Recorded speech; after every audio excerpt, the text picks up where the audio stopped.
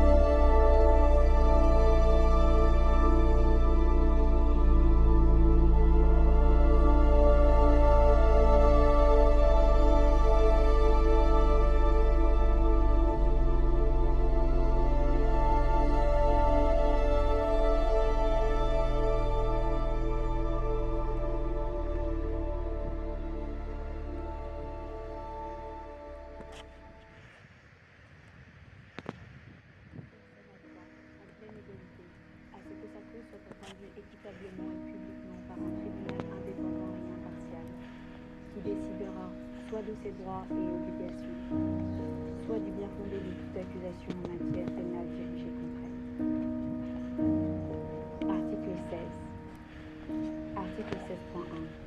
À partir de l'âge minime, l'homme et la femme, sans aucune restriction quant à la race, la nationalité ou la religion, ont le droit de se marier et de fonder une famille. Ils ont des droits égaux au regard du mariage, durant le mariage et lors de sa dissolution. Article 16.2. Le mariage ne peut être conclu qu'avec le libre et plein consentement du futur époux. Article 16.3. La famille est l'élément naturel et fondamental de la société. Elle a le droit de vivre sous les